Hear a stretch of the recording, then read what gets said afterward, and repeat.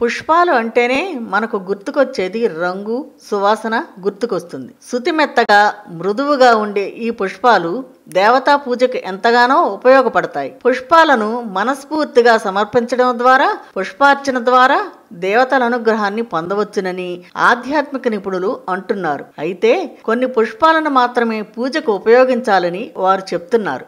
వాసన లేని పుష్పాలను దేవతామూర్తులకు సమర్పించకూడదు. విఘ్నేశ్వరుడికి తులసితో పూజ చేయకూడదు. అయితే చతుర్దశి రోజున మాత్రం తులసీ దళాలతో వినాయకుడిని పూజ చేయవచ్చు. ఇందుకు ధర్మధ్వజ యువరాణి విఘ్నేశ్వరుని పెళ్లి చేసుకోవాలని కోరడం, అందుకు ఆయన నిరాకరించడం, ఆపై ఆమె వినాయకుడికి బ్రహ్మచారిగా ఉండిపోవలసిన శాపం ఇస్తుంది. వినాయకుడు కూడా ధర్మధ్వజ యువరాణి రాక్షసుల చెంత దీర్ఘకాలం ఉండమని ప్రతిశాపం ఇస్తాడు. ఆపై తన తప్పును తెలుసుకున్న ధర్మధ్వజ యువరాణి శాప విముక్తి కోరుతుంది. వినాయకుడు శాంతించి రాక్షసుని చెంత కొంతకాలం ఉండి ఆపై పవిత్రమైన తులసిగా జన్మిస్తావని చెప్తాడు. అందుకే వినాయకుడు తులసిని తన పూజకు ఇష్టపడడు. ఇంకా తులసి వినాయక పూజ ఆశించిన ఫలితాలను ఇవ్వదట. అందుకే తులసిని వినాయకుడి పూజలో ఉపయోగించకూడదు. గరికతో పాటు ఇతర పుష్పాలతో అర్చించవచ్చు. అలాగే విష్ణుమూర్తిని గన్నేరు పువ్వులతో పూజించకూడదు.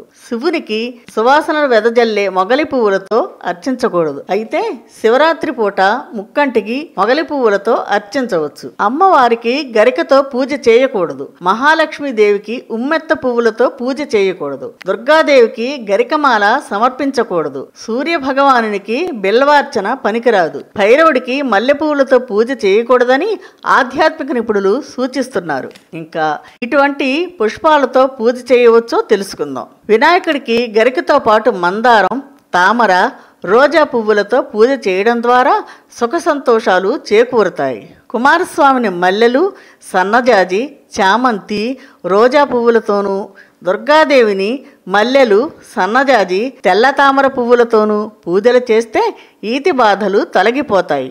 ప్రాచీన రహస్యాలు, ఆచార వ్యవహారాలు, శాస్త్రీయ విశ్లేషణల సమాహారం మీ తాళపత్రం. మరిన్ని వీడియోస్ కోసం సబ్స్క్రైబ్ చేసుకోండి. ధన్యవాదములు.